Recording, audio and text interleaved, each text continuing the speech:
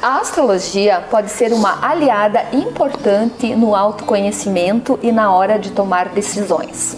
Não devemos ignorar a influência dos astros na nossa vida para que possamos prosperar com alegria e abundância. Fábio, como a gente vinha conversando, a gente sabe da influência dos astros na vida das pessoas. O que você poderia nos colocar, de que forma os astros, a movimentação deles, influencia diretamente na vida das pessoas? Bom, esse é um assunto que tem muita informação, né? Nós temos muitos canais que falam de astrologia, muita gente fala de astrologia, e eu acho às vezes que é tratado de forma muito superficial. Por quê? Porque na alquimia, né, lá atrás, quando eu estava falando dos sumerianos, dos essênios, era muito tratado como os planetas, eles fazem parte do meu corpo espiritual. Então ele não está longe de mim, eu não estou desconectada dele, nem é só um magnetismo do movimento dele no céu. Ele está dentro de mim, ele me ajuda, ele construiu um dos meus corpos, que é o mais importante se eu for falar em projeto de vida. Então, obviamente, a astrologia afeta e ela atua na nossa vida, assim, já desde o espiritual até o meu corpo físico, pelos campos magnéticos. Então, por exemplo, o que nós podemos falar aqui, da importância? Fábio, por que se fala, por exemplo, assim, que o Sol, a Lua, qual é a importância desses com os outros planetas? Então, muitas vezes há muita fixação nisso. O meu Sol, a Lua e às vezes, o Marte, Vênus, porque o pessoal se preocupa com o amor. Mas é muito mais que isso. Mas vamos falar do Sol, então. Primeira coisa que o pessoal descobre quando entra na consulta comigo é o seu signo em essência. Porque não é esse signo que a gente acha que é. O meu solar, porque eu nasci em tal data, então é daquele signo. Não. A alquimia vê tudo de dentro para fora, mais profundo. Então ela trata o mapa de uma visão diferente da astrologia convencional.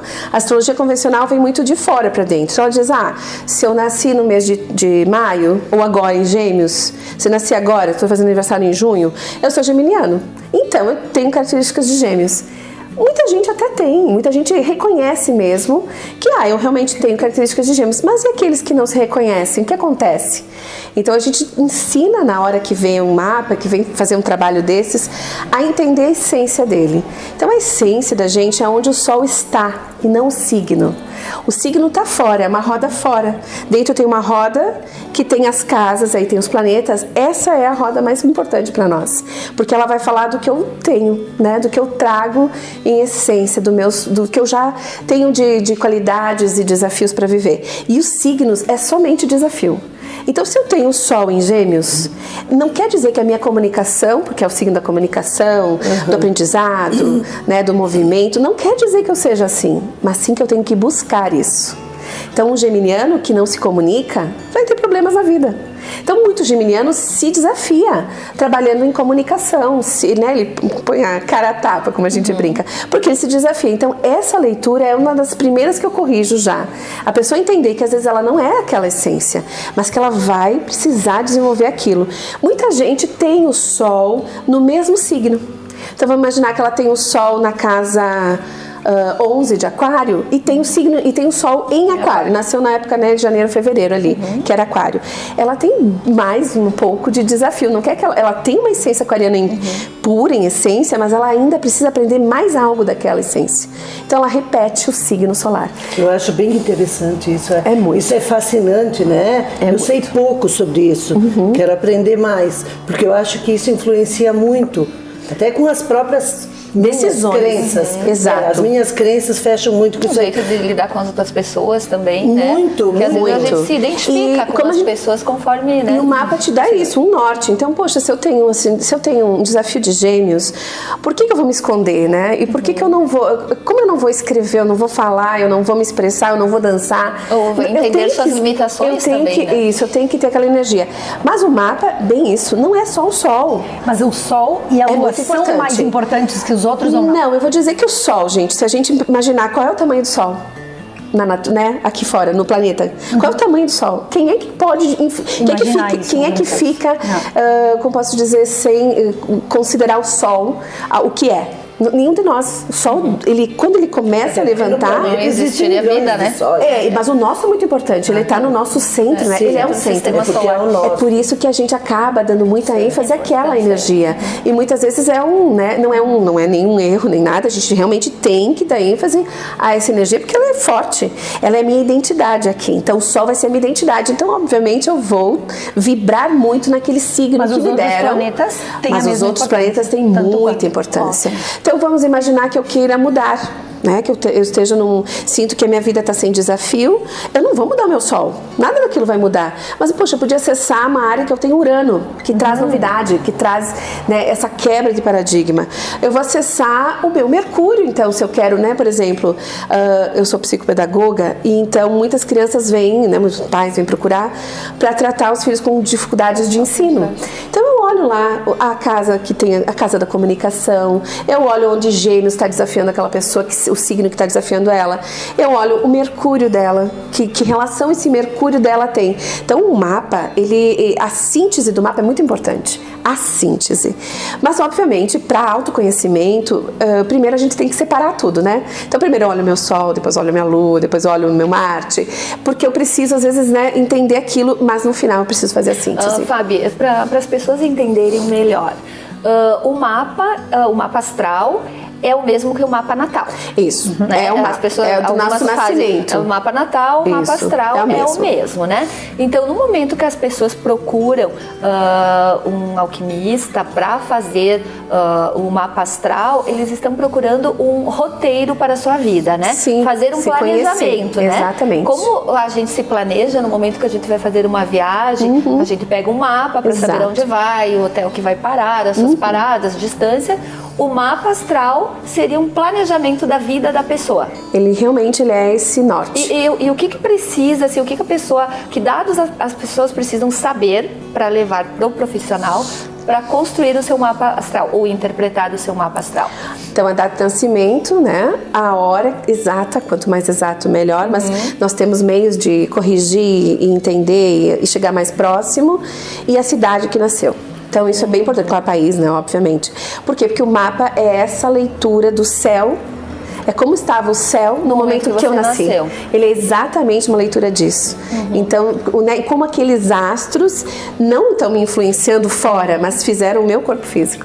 Meu corpo físico não, desculpa, fizeram meu corpo espiritual. Espiritual. Sim. E vai sempre ter ênfases, então, também na minha bioquímica, né? Tudo que as pessoas, por exemplo, Saturno, que é um planeta pesado, é o chumbo na alquimia, que é o que a gente mais fala de transformá-lo em ouro. Saturno, onde a pessoa tem no mapa, a gente correlaciona com o chakra. Então, vamos supor que eu tenho Saturno no peito.